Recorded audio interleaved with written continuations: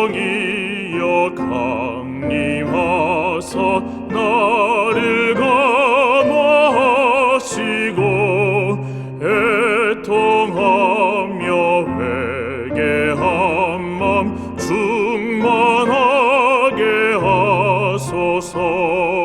예수여 비오니 나의 기도 들으사 애통하며 회개한 맘 충만하게 하소서. 성령이여 강림하사 그 신권능 주소서. 원하옵고 원하오니 충만하게 하소서. 예수여 비오니 나의 기도 들으사 애통하며 회개한 맘 충만하게 하소서. 힘이 없고 연약하나 엎드려서 비오니 성령 강림하시어서 충만하게 하소서. 예수여 비오니 나의 기도 들으사 애통하며 회개한 맘 충만하게 하소서. 정쾌하고 위로한 후 복을 받게 하소서. 충만하게 하셨으니 무한 감사합니다. 예수여 비오니 나의 기도 들으사 애통하며 회개한 맘 충만하게 하소서.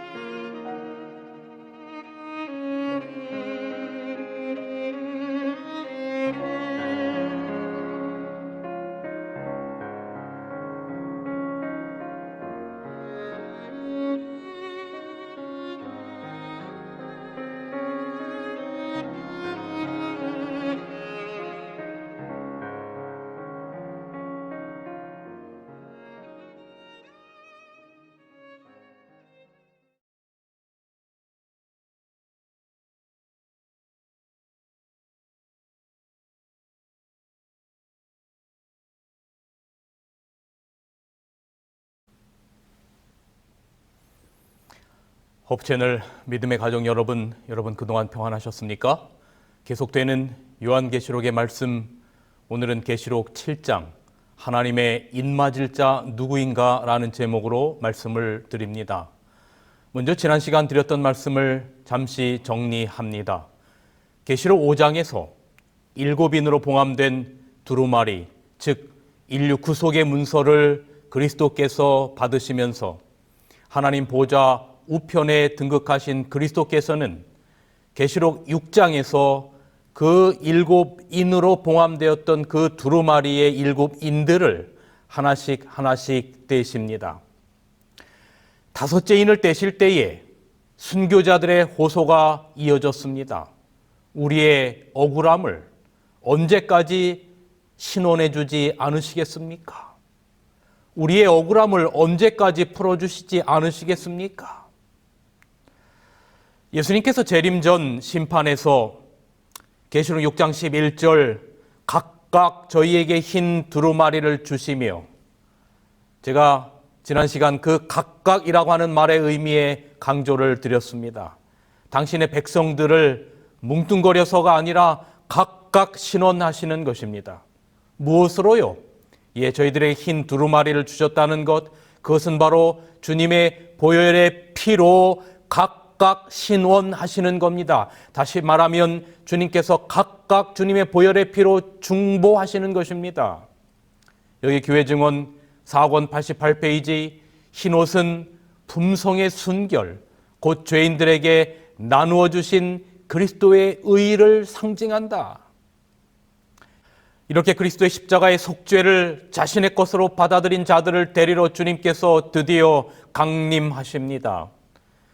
6째 인을 떼실 때 지상 역사는 마지막 재림의 징조들로 향하고, 그리고 마침내 주님이 재림하십니다. 이때 세상의 모든 사람은 두 부류 가운데 속합니다. 중간지대, 회색지대는 없습니다. 한 부류는 이렇게 외칩니다. 계시록 6장 16절, 산과 바위에게 이르되 우리 위에 떨어져 보좌에 앉으신 이의 낮에서와 어린 양의 진노에서 우리를 가리우라. 그러나 구원을 얻는 또 다른 한 부류의 사람들은 이렇게 외칠 것입니다. 이사야 25장 9절, 이는 우리의 하나님이시라. 우리가 그를 기다렸으니 그가 우리를 구원하시리로다. 이는 여호와시라. 우리가 그를 기다렸으니 우리는 그의 구원을 기뻐하며 즐거워하리라 할 것이요. 이 모든 내용을 정리하면서 계시록 6장은 마지막 17절에 이렇게 묻습니다. 그들의 진노의 큰 날이 이르렀으니 누가 능히 서리요 하더라. 누가 진노의 날에 능히 설 수 있겠는가? 살아남을 수 있을까요? 감히 어찌 이 환난 가운데 설 수 있을까요?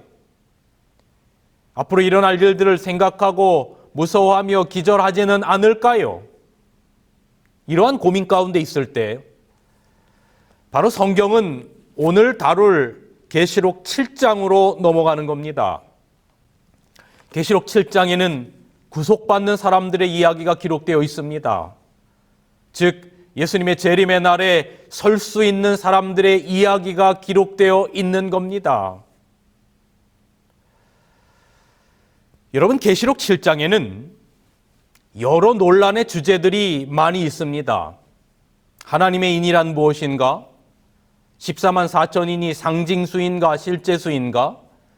14만 4천인과 또 등장하는 셀 수 없는 큰 무리는 같은 무리인가 다른 무리인가 등등. 그러나 저는 이러한 질문에 대한 우리의 궁금증에 대한 답이 계시록 7장이 기록된 목적이 아님을 보는 것입니다. 그렇다면 계시록 7장이 기록된 이유가 무엇일까? 먼저 구주적인 부분을 살펴보면 그 답이 나옵니다.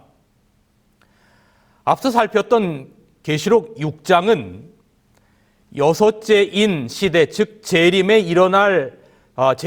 일어날 사건으로 끝을 맺고, 그리고 7째 인이 당연히 나와야 되는데 그 순서대로 보면은 7장에 7째 인을 떼는 모습이 나와야 하는데 7째 인을 떼는 것은 8장에서 뗍니다.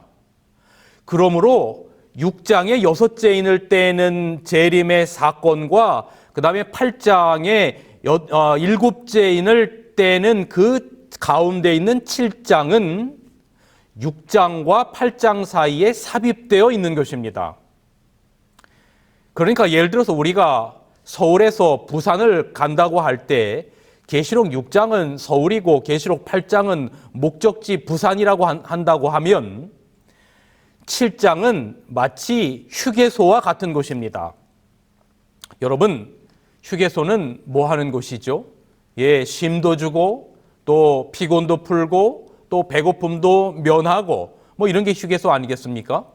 자, 6장에서 첫 번째 인을 떼면서 마지막 여섯째 인을 뗄 때까지, 즉 예수님께서 승천하실 때부터 예수님께서 이 땅에 재림하실 때까지의 여섯째 인을 떼는 그 모든 시기까지 숨가쁘게 6장에서 달려왔습니다.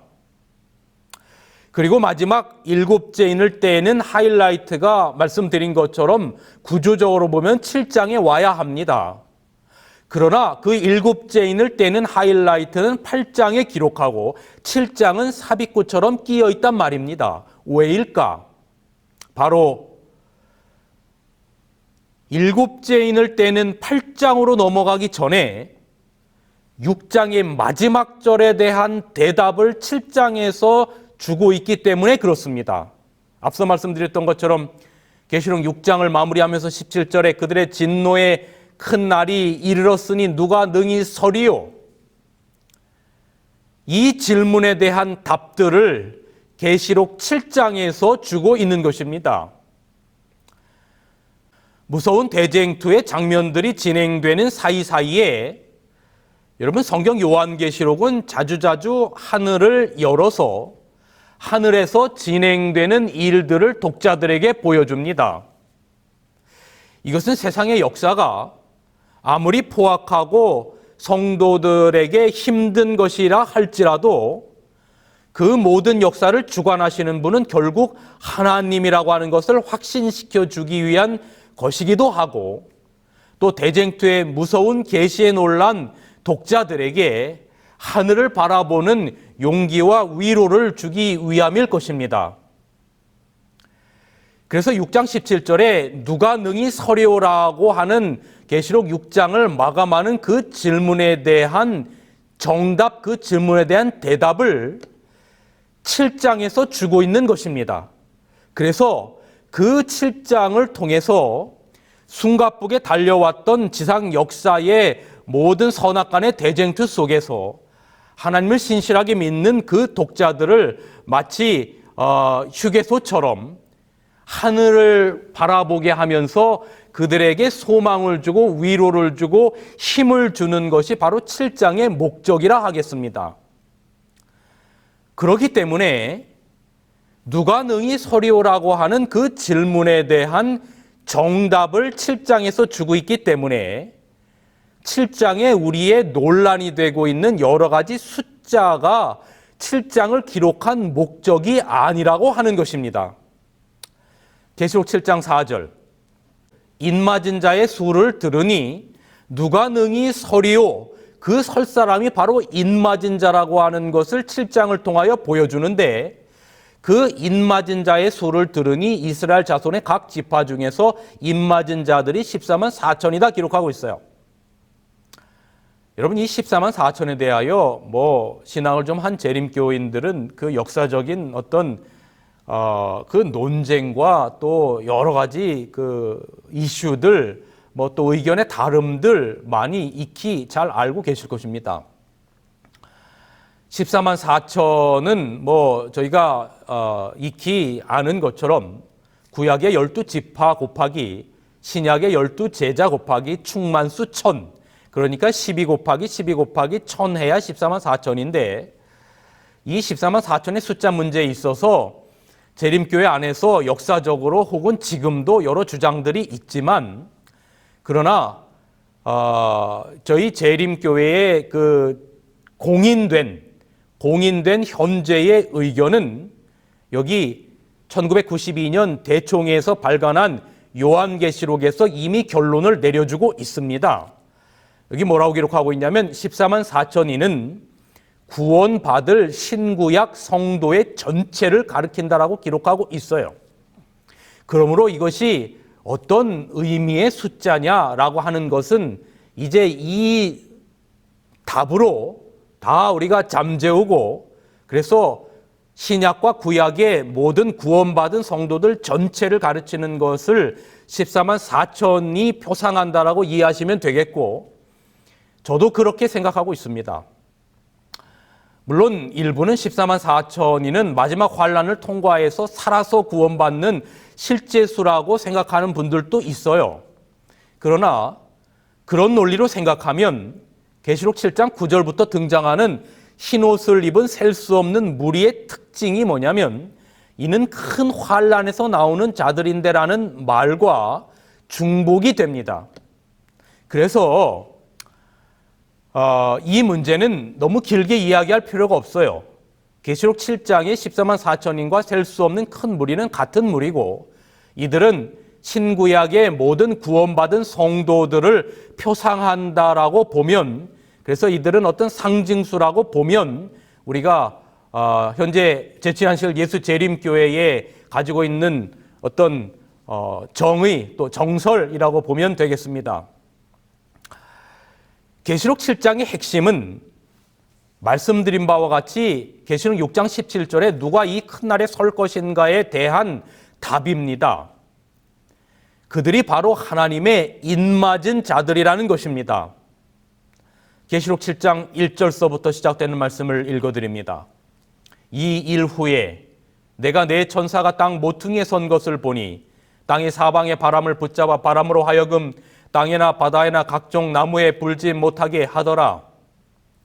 또 봄에 다른 천사가 살아계신 하나님의 인을 가지고 해돋는 데로부터 올라와서 땅과 바다를 해롭게 할 권세를 얻은 내 천사를 향하여 큰 소리로 외쳐 가로되 우리가 우리 하나님의 종들의 이마에 인치기까지 땅이나 바다나 나무나 해하지 말라 하더라 라고 기록하고 있습니다. 하나님의 백성들의 이마에 인친다는 것은 너는 내 것이다 라고 구별하는 것입니다. 남녀가 서로 사랑하여 연애를 할 때 이런 말을 하지요. 내가 너를 찍었어. 너는 내 거야. 혹은 나는 네 거야. 뭐 이런 말을 합니다. 어떤 소유의 개념이지요. 만일 하나님이 우리를 사랑한다고 찍었다. 이 사람이 내 것이라고 찍었다. 이것이 바로 오늘 우리가 하나님의 인을 찍는다라고 하는 의미로 이해하면 되겠습니다. 마지막 환란, 즉 야곱의 환란이 있기 전에 인치는 일이 있다는 것입니다. 여러분, 인을 치는 목적이 무엇입니까? 하나님의 백성들을 구별하고 바로 그들을 환란에서 바람을 잡고 있는데 그 바람은 환란을 표상하지요. 그 환란을 에서 안전하게 보호받게 하기 위함입니다. 그래서 하나님의 백성들을 향하여 내 것이라고 하는 인을 치고 그 하나님의 백성들에게는 그 어떤 환란으로부터 안전하게 보호하기 위한 것입니다. 그래서 인치는 사업이 끝나면 마지막 세상 역사 예수님 재림하시기 전에 이 세상에 있을 영적인 대환란이 있게 될 것입니다. 여러분, 우리는 계시록 7장을 보면서 계시록 7장에 기록된 목적이 어떤 환란이나 사람을 두렵게 하려고 하는 것이나 혹은 이 숫자의 의미가 무엇이냐의 목적이 아니고 우리가 하나님의 그 환란의 날에 재림의 날에 능히 설 수 있는 하나님의 인맞는 백성이 되는 것이 중요하다라고 하는 것을 가르치는 것입니다. 왜냐하면 인맞는 백성이 마지막에 구원 얻는 백성이 될 것이기 때문에 그렇습니다. 에베소서 4장 30절에 보면 하나님의 성령을 근심하게 하지 말라. 그 안에서 너희가 구속의 날까지 인치심을 받았느니라 그랬어요. 너희의 구원의 날까지 인치심을 받았다. 그러므로 인치심을 받은 자들이 구원의 날에 서게 되는 것입니다. 여기 영감이 그래도 이렇게 기록합니다. 살아계신 하나님의 인을 받은 자들만 거룩한 도성의 문들을 통하여 들어갈 수 있는 통행증을 가질 것이다. 또 다른 말씀, 하나님의 인을 갖지 않은 사람은 아무 사람도 하늘 궁정에 들어가지 못할 것이다. 그러므로 우리는 하나님의 인 맞은 자가 되어야 하는 것입니다. 이러한 자가 계시록 6장 17절에 그 재림의 날에 능히 설 수 있는 자가 될 것입니다. 자, 그렇다면 어떤 자의 이마에 하나님의 인이 찍힐까? 이것이 중요한 것 아니겠습니까? 어떤 자의 이마에 하나님의 인이 찍힐까? 이것을 이해하기 위해서는 인 찍히는 하나님의 인이, 하나님의 표가 찍히는 어떤 자들에게 찍힐지에 대한 것에 대하여 잘 기록하고 있는 에스겔서의 이야기로 잠시 돌아가 봐야 합니다. 그래서 저희가 그 에스겔서를 통하여 어떤 자들의 이마에 하나님께서 인을 치라고 하셨는지에 대한 이해의 배경을 가지고 오늘 계시록 7장으로 가보면 훨씬 이해가 쉬우리라고 생각합니다. 여러분, 에스겔서 9장에는 하나님께서 에스겔 선지자에게 이러한 말씀을 하십니다. 에스겔 9장 4절, 너는 예루살렘 성읍 중에 순행하여 그 가운데 행하는 모든 가증한 일로 인하여 탄식하여 우는 자의 이마에 표하라 하시고, 예루살렘 성읍 중에서 성읍을 다니다가 가증한 일을 보거든 그 가증한 일로 인하여 탄식하며 우는 자의 이마에 표하라 라고 말씀하고 있습니다. 그렇다면 예루살렘 성읍에서 일어나는 가증한 일이라고 하는 것이 무엇일까? 그 이야기가 에스겔 8장 9절 10절에 기록되어 있어요.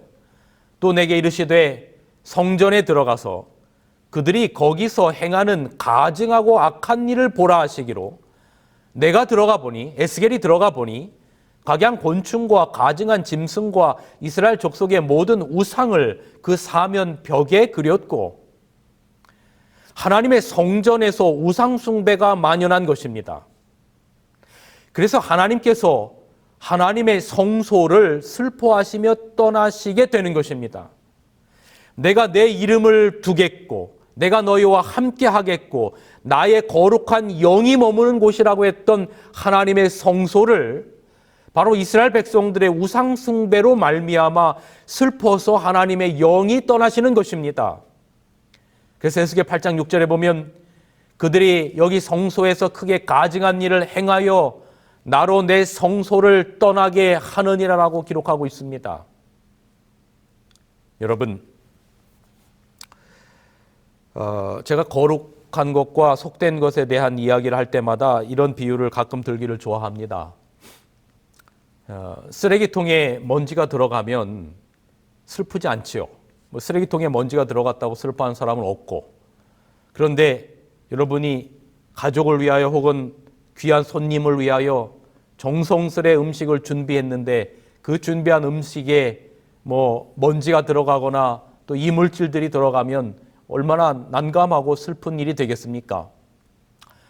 마찬가지로 하나님은 이방인에게서 나타난 일로 인하여 가슴 아픈 것이 아닙니다.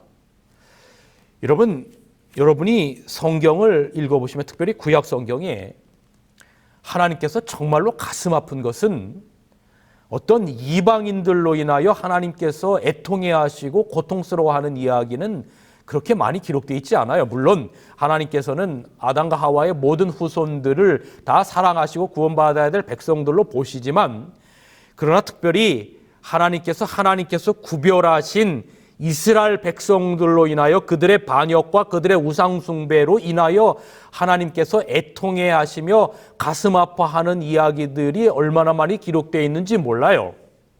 그래서 하나님은 이방인들로 인하여 가슴 아픈 것이 아니라 이스라엘 백성들이 하나님께서 거하기를 즐겨하시고 하나님의 임재가 있는 성소에서 일어나는 가증한 일로 인하여 하나님은 정말로 슬퍼하시고 가슴 아파하는 것입니다.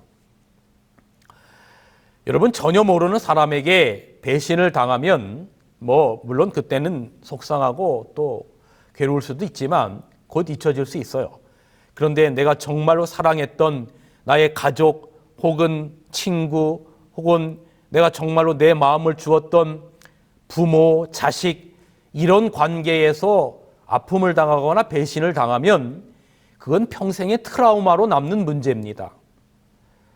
하나님이 정말로 가슴 아픈 것은 하나님의 자식이라고 하나님께서 사랑하신 내 백성이라고 여긴 이스라엘 백성의 성소에서 그것도 우상숭배자가 아니라 이스라엘 백성들의 장로요 지도자들이 행한 가증한 일로 인하여 하나님의 가슴이 너무나 터질 듯이 아픈 겁니다.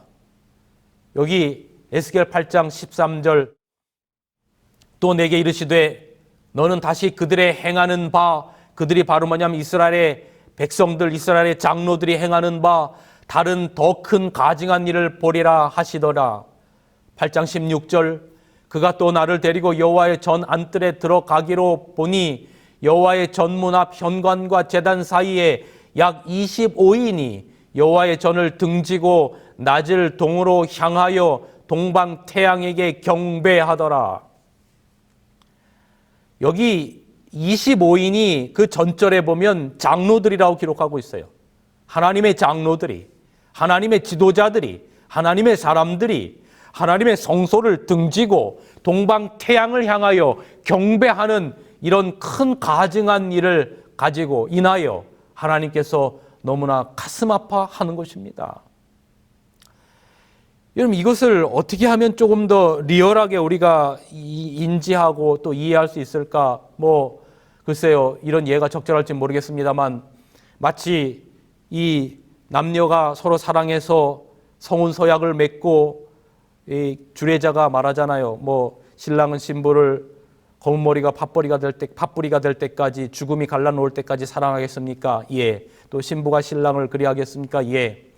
이러한 사랑의 맹세를 맺었는데 그것도 어떤 다른 곳에서가 아니라 부부의 침실에서 어떤 한 배우자가 바람을 핀 것과 같은 맥락의 의미라고 이해하면 바로 하나님의 성소 안에서 일어나는 하나님의 성소를 등지고 태양을 섬기는 우상숭배를 하는 그때의 하나님의 마음과 가슴을 우리가 조금이나마 이해할 수 있을까요? 하나님의 가슴이 무너질 일입니다. 그런데 이런 상황 가운데 많은 사람들은 관심이 없어요. 가슴 아파하질 않아요.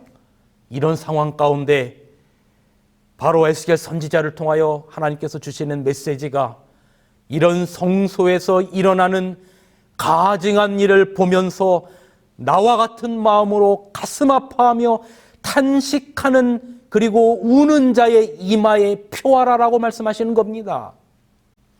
입 맞는 자는 하나님의 성소에서 이루어지는 가증한 일을 보면서 하나님과 같은 마음으로 애통하며 우는 자입니다.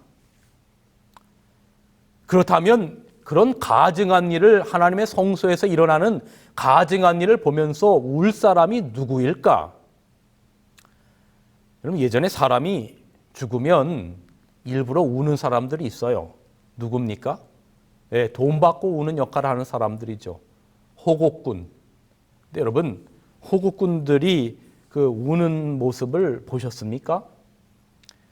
아이고 아이고 아이고 아이고 이게요 박자가 기가 막히게 딱딱 맞아요. 근데 진짜로 너무 슬픈 사람은요 소리를 못 내요.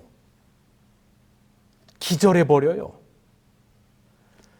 무언가를 보고 울 수 있다는 것은 사랑하기 때문에 울 수 있는 겁니다.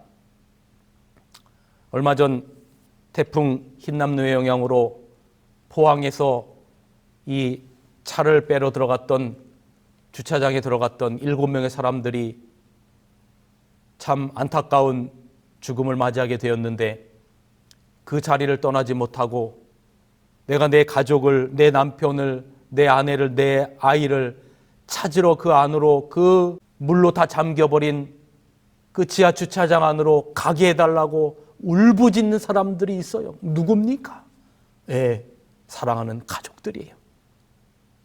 여기 신명기 6장 4절부터 9절에 보면 하나님께서 이스라엘 백성들에게 너희가 내 하나님 여호와를 사랑하고 하나님의 말씀을 사랑을 마음에 새기고 손목에 매어 기호를 삼고 미간에 붙여 표를 삼고.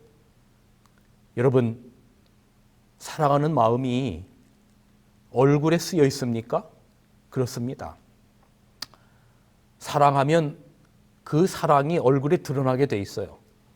그리고 사랑하면 손으로 무언가를 만들고 해주게 되고, 사랑하면 사랑하는 사람에게 무언가 행동을 취해주는 것, 그것이 바로 행복한 것, 이게 바로 사랑하는 사람의 마음이지요. 사랑하는 마음을 가지게 되면 사람을 움직이게 합니다.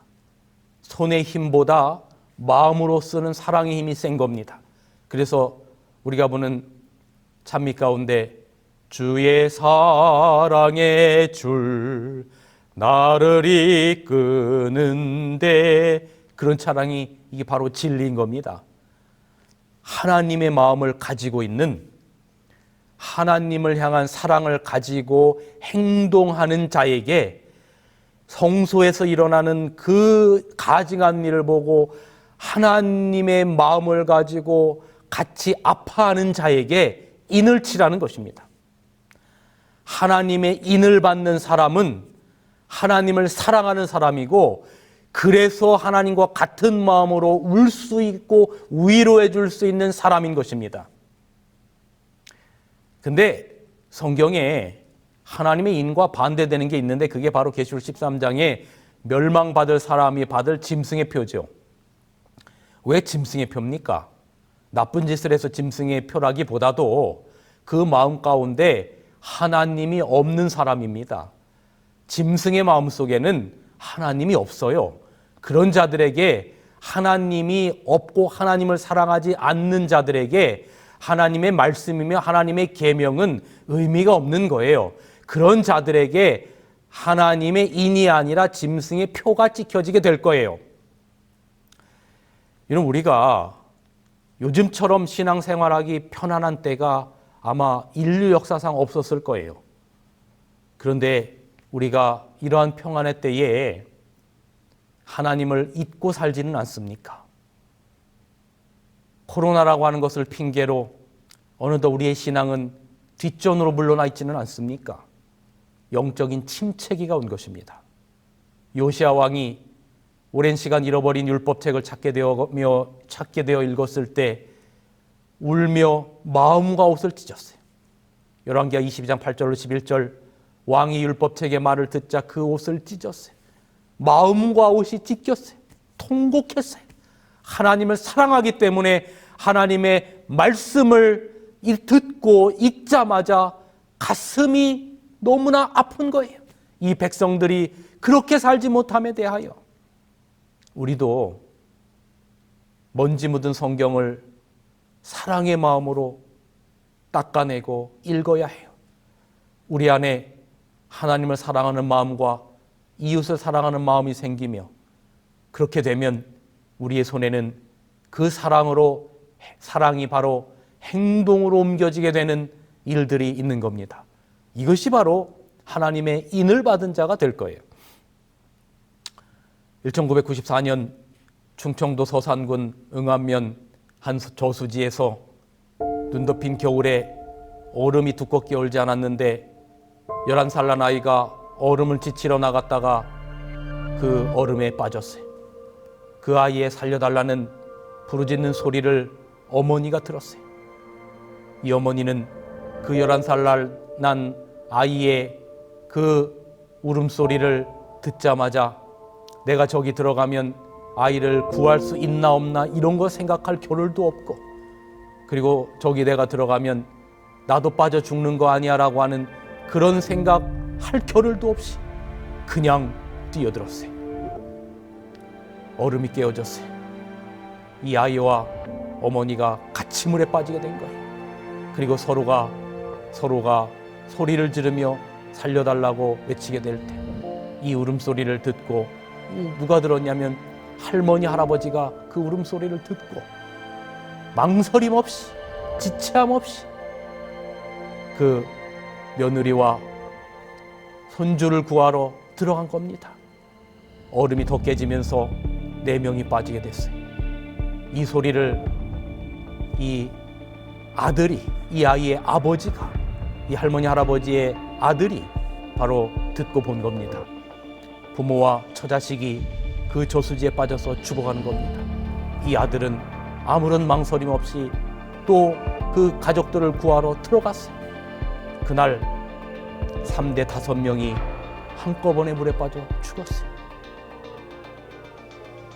여러분, 무엇이 자기의 생명을 돌아보지 않고 마다하지 않고 물로 뛰어가게 만들었습니까?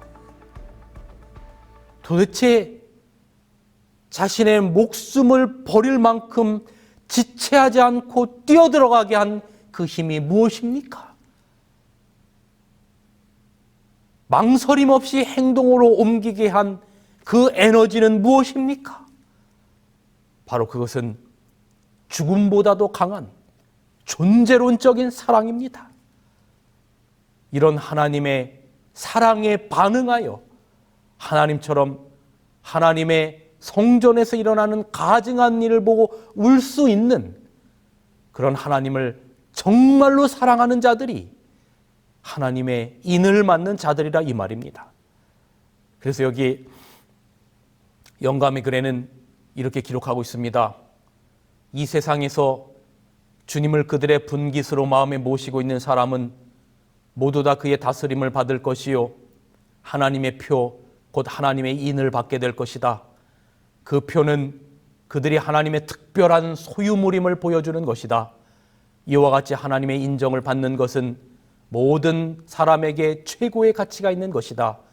그 다음에 보세요. 그를 사랑하고 섬기는 자는 누구나 다 그분의 보시기에 귀한 존재이다. 그러므로 하나님을 진실로 사랑해서 그 말씀에 순종하는 자들에게 바로 하나님의 인이 처지게 될 것입니다. 우리는 여기서 하나님의 인에 대한 조금 더 깊은 이야기로 들어가 보려고 합니다. 먼 옛적부터 인은 성경의 배경이 되는 근동 지역에서 오늘날의 서명만큼이나 많이 사용되었습니다. 그리하여 인은 문서의 작성자가 누구인지를 입증하고 그 인이 찍힌 물건의 소유주가 누구인지를 가리켰습니다. 그래서 인에는 3가지 요소가 있는데, 첫째는 그 인의 주인공의 이름이 기록되어 있는 것이고, 그 다음에 둘째는 그 직함, 인의 주인공의 직함이 있는 것이고, 셋째는 바로 인의 주인공의 통치 영역이 기록되어 있어요. 여기 이름과 직함과 통치 영역이 바로 고대 근동 인의 3대 요소라고 할 수 있겠습니다. 여기 여러분이 한 이 비문을 좀 화면을 통해서 보시는데요. 1961년 이탈리아 고고학자였던 이 닥터 이 프로바 박사가 가이사랴 해변 근처에 있던 고대 로마 극장을 발굴하던 중에 흥미있는 석회 벽돌 하나 발견했는데, 이 3줄에 쓰여 있는 내용을 물어보면 첫 번째 맨 위의 라인에는 티베리움, 여기 바로 티베리우스, 그 당시에 로마의 황제였던 가이사에게 바로 봉헌한다라고 하는 그 첫 번째 라인의 의미고, 두 번째 라인에는 여기 폰티우스, 바로 빌라도입니다. 그래서 AD 26년에서 36년경에 유대 지방에 총독을 지냈던 본디오 빌라도의 이름이 기록되어 있고, 세 번째 라인에는 봉헌한다라고 하는 명각이 새겨져 있는 것입니다. 그래서 이 비문의 주인공이 빌라도라고 하는 것과 티베리우스 가이사에게 봉헌한다라고 하는 것과 그 다음에 유대 지방의 총독이라고 하는 것, 이 모든 것들이 기록되어 있는 것을 우리는 고고하게 자료들을 통해서 오늘날도 발견하게 되는 것입니다. 그런데 여러분, 하나님의 인을 찍어서 하나님께서 거룩하게 구별하신 것이 있습니다. 그것이 바로 십계명 중앙 넷째 계명에 새겨놓으신 안식일입니다. 안식일을 기억하여 거룩히 지키라. 엿새 동안은 힘써 내 모든 일을 행할 것이나 제7일 너희 하나님 여호와의 안식일인즉 너나 내 아들이나 내 딸이나 내 남종이나 내 여종이나 내 육축이나 내 문 안에 유하는 객이라도 아무 일도 하지 말라. 이는 엿새 동안에 나 여호와가 하늘과 땅과 바다와 그 가운데 모든 것을 만들고 일곱째 날에 쉬었음이라. 그러므로 나 여호와가 안식일을 복되게 하여 그날을 거룩하게 하였느니라. 여러분, 이 넷째 계명 안식일 계명에 하나님의 인의 3대 요소가 다 들어있습니다. 자, 이름이 누구입니까? 예, 바로 나 여호와입니다. 그 다음에 직함은 무엇입니까? 예, 하늘과 땅과 바다와 물들의 근원을 만드신 창조주가 직함입니다. 그리고 인의 3대 세 번째 요소인 통치 영역은 어디입니까? 예, 하늘과 땅이 통치 영역입니다. 그래서 넷째 계명에는 하나님의 인의 3대 요소가 다 들어있는 것입니다. 여기 증언보감 3권에는 이렇게 기록하고 있습니다. 안식일은 이스라엘이 애굽을 떠나서 지상의 가나안에 들어가는 표징이 된 것처럼 이제 하나님의 백성이 세상에서 나와 하늘의 안식으로 들어가는 표이다. 안식일은 하나님과 그 백성 사이에 존재하는 관계의 표징, 곧 그들이 하나님의 율법을 공경하는 표이다. 그것은 하나님께 충성된 이들과 범법자들을 구별한다. 십계명 중에서 오직 넷째 계명만이 위대한 입법자시요 천지의 창조주 되신 분의 인을 가진다.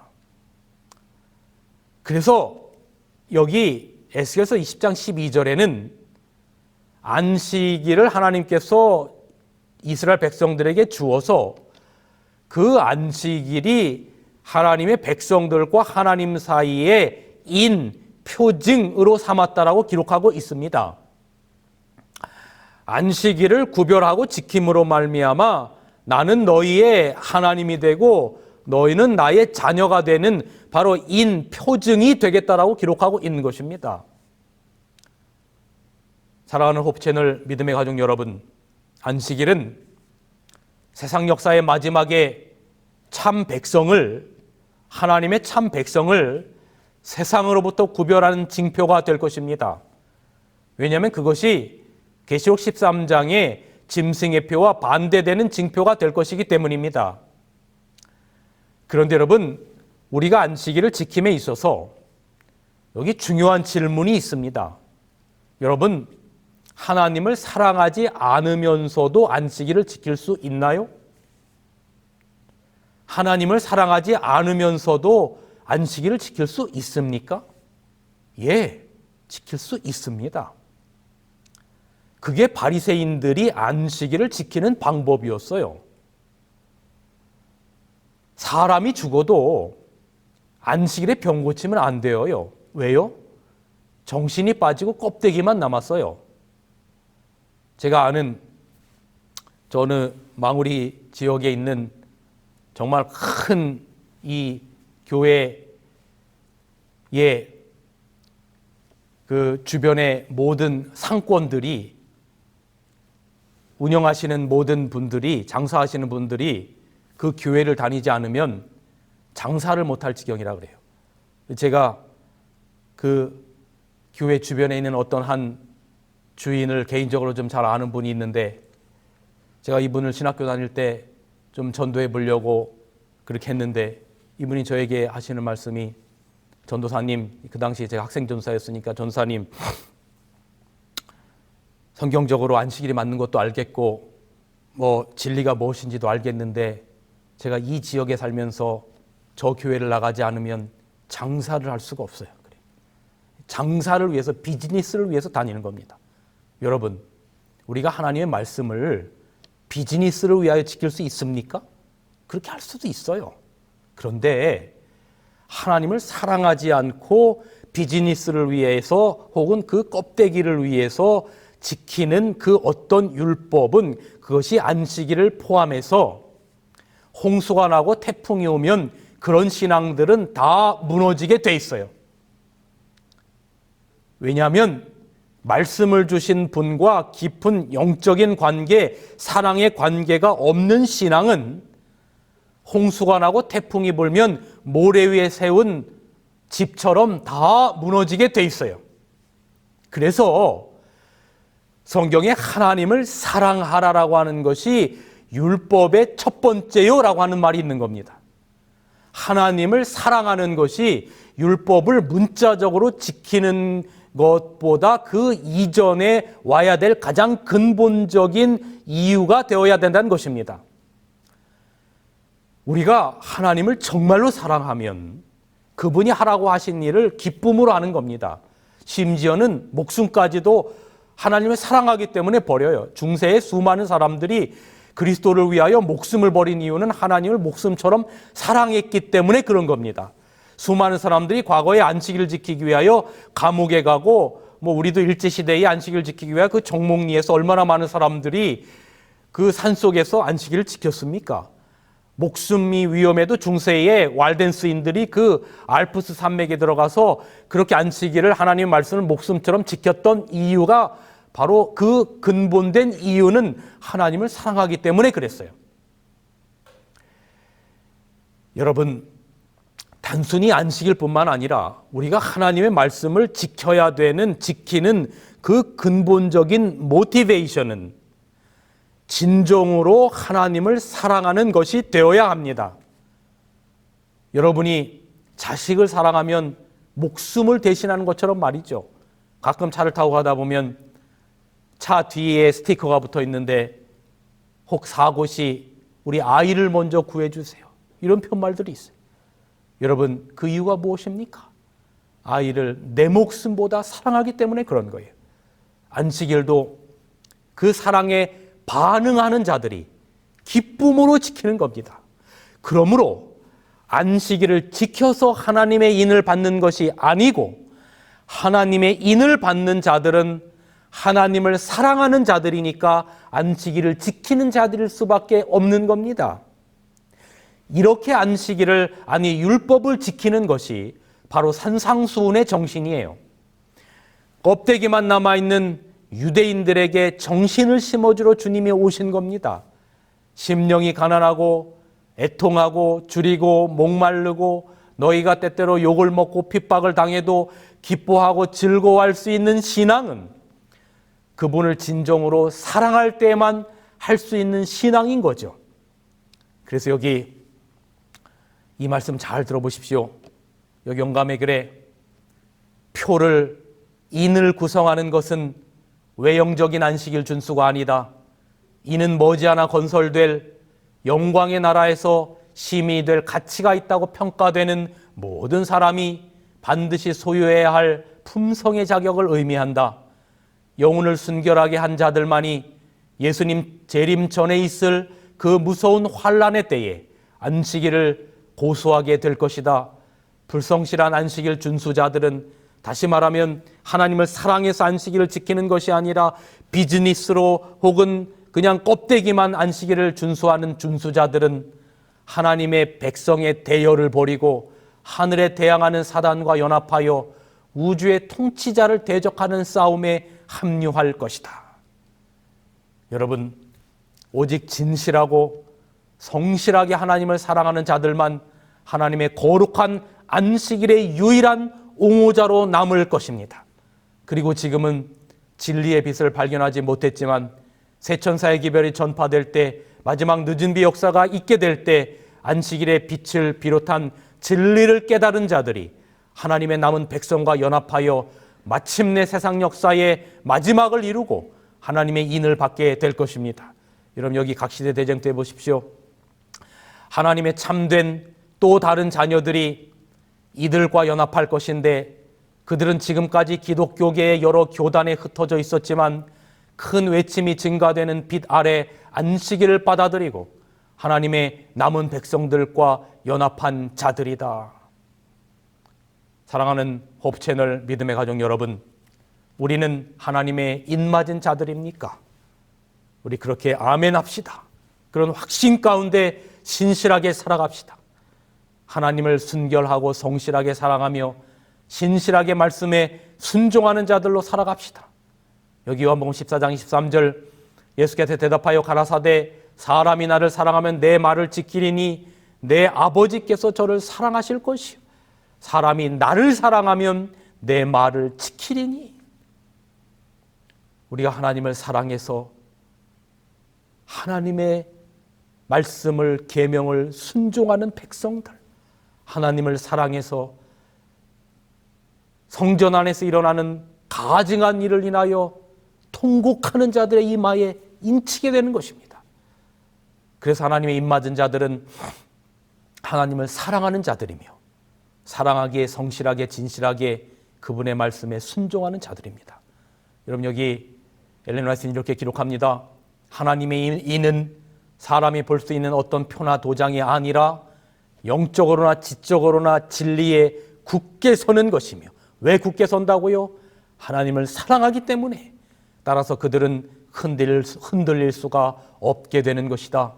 하나님의 백성들이 이마에 인을 받고 흔들림을 위하여 준비되자마자 곧 흔들림이 올 것이다. 여러분, 세계 곳곳에서 태풍, 해일, 기근, 지진, 온역, 수많은 재림의 징조들이 일어나고 있습니다. 그나마 지금 천사들이 계시록 7장 1절부터의 말씀처럼 내 바람, 환란을 잡고 있어요. 왜요? 여러분의 이마에 인치는 기간이기 때문에 그렇습니다. 여러분, 여기 말씀 보십시오. 조금 있으면 하나님의 자녀들은 모두 다 그분의 인을 받을 것이다. 오, 그 인이 우리의 머리에 있으면 얼마나 좋을 것인가.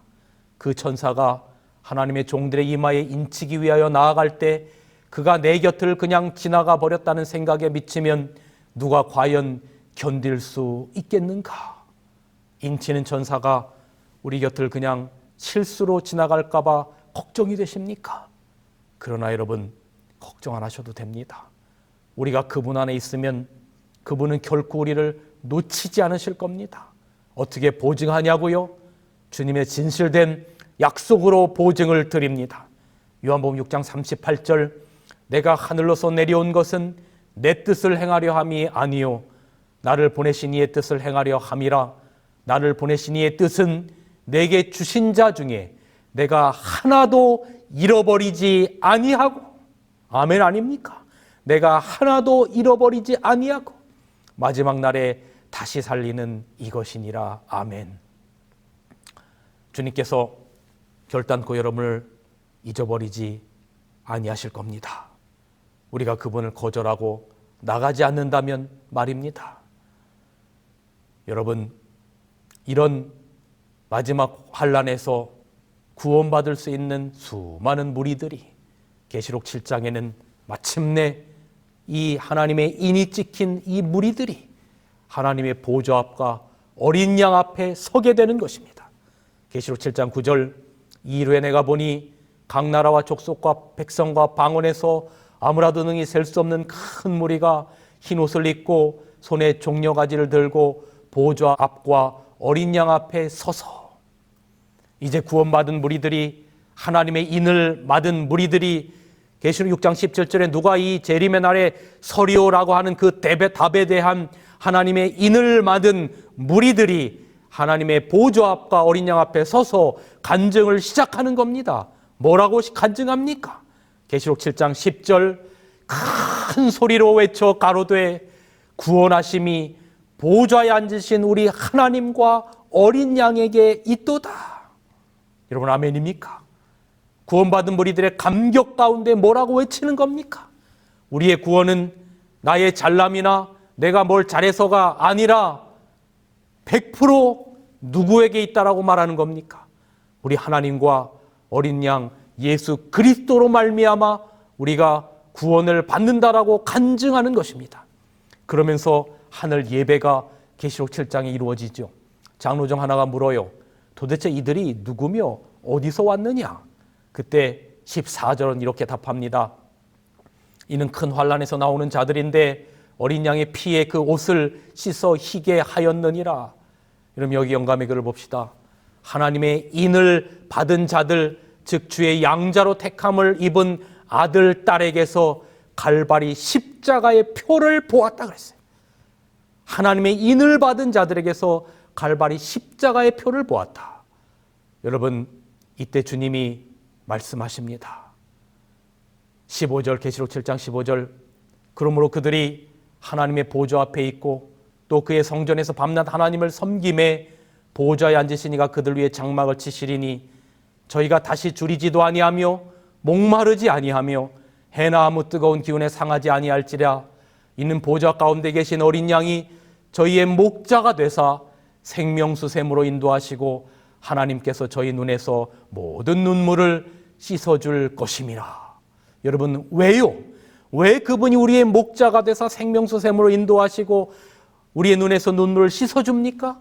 너는 내 거야 하고 인친 하나님의 백성이기 때문에 그런 겁니다. 이제 저는 말씀을 줄이면서 여러분, 우리는 재림 직전에 인치는 기간에 살고 있습니다. 지진이 일어나고 기근과 온역, 재림의 징조들이 세계 곳곳에서 일어나고 있어요. 지금 이런 인치는 기간 가운데 우리는 은혜의 기간 가운데 살아가고 있어요. 이 큰 환난의 날에 누가 능히 서리요? 사랑하는 홉채널 믿음의 가족 여러분, 이 큰 환난에서 누가 능히 서리오라고 하는 이 질문에서 오늘 우리가 함께 살펴본 요한계시록 7장 말씀의 핵심이 무엇입니까? 그것은 숫자도 아니요 상징수냐 실제수냐 하는 것도 아닙니다. 바로 그것은 입맞은 자들의 성품의 문제이며 입맞은 자들이 진정으로 하나님을 사랑하느냐 하는 문제이며 바로 입맞은 자들 속에 예수 그리스도의 십자가의 속죄의 피가 있느냐 하는 문제인 것입니다. 여러분, 우리는 하나님의 입맞은 백성들임을 인하여 감사하실 수 있겠습니까? 우리가 그렇게 함께 아멘 합시다. 아멘. 우리는 정말로 예수 그리스도를 사랑하고 하나님의 성품을 이어받은 하나님의 그래서 계명을 순종하며 살아가는 하나님의 입맞은 남은 백성들로서 주님께서 우리에게 주시는 대단히 귀중한 마지막 사명이 있습니다. 그것은 여러분이 많은 세상 사람들을 구원해야 될 합당한 곳에 여러분을 두신다라고 하는 것입니다. 여러분, 여기 영감의 글은 이렇게 기록합니다. 하나님을 사랑하고 섬기는 자는 누구나 다 그분이 보시기에 귀한 존재이다. 여러분이 하나님을 사랑하고 섬기는 자로서 여러분 모두는 각각 다 하나님 보시기에 귀한 존재이다. 아멘 아닙니까? 그 다음 말씀 보세요. 하나님은 그들이 예수 안에 있는 그대로의 진리를 대표하는 자가 되기에 합당한 곳에 그들을 서게 하실 것이다. 여러분은 지금 어디에 서 계십니까? 어느 곳에서 살아가고 계십니까? 바로 그곳이 여러분이 하나님께서 있기를 원하시는 합당한 곳이라고 하는 믿음을 가지고 하나님의 입맞은 거룩한 백성들로 그렇게 살다가 아직 하나님을 알지 못하는 자들에게 예수 그리스도를 소개하고 그들에게 하나님의 성품을 드러내는 그러한 백성들로 살아가다가 마침내 그들과 함께 14만 4천 셀 수 없는 그 무리에 들어갈 수 있는 우리 모두가 되시기를 간절히 바라면서 오늘 말씀을 줄이겠습니다.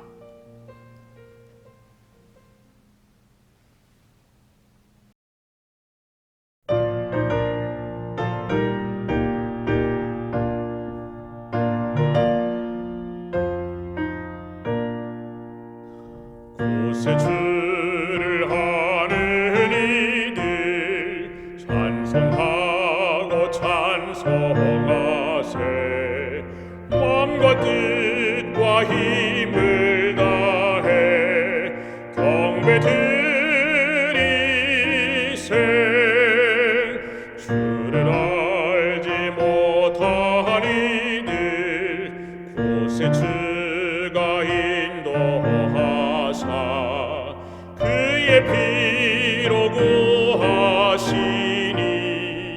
찬송할지라. 약한 사람 도움받아 시험층에 참게 되며 믿음으로 모든 죄를 승리하겠네. 진리 되신 우리 주는 영원토록 변함없네. 성도들아 주를 믿어 길이 섬기세.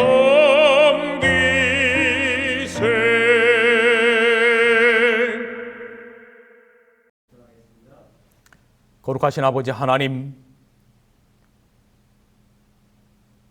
주님의 인맞은 백성들로 성전 안에서 일어나는 애통한 일을, 그 가증한 일을 보며 애통하며 울 수 있는 백성으로, 하나님을 정말로 사랑해서 말씀에 순종하고 안식일을 구별하는 백성으로, 예수 그리스도의 속죄의 피를 주장하며 살아가는 백성으로 그렇게 우리가 살다가 아직 주님을 알지 못하는 사람에게 새천사의 기별을 전하며 그렇게 살다가 영광 가운데 주님 맞이하고 계시록 7장의 주인공들이 우리 모두가 되게 하여 주시옵소서. 예수님의 거룩하신 이름으로 간절히 기도하옵나이다. 아멘.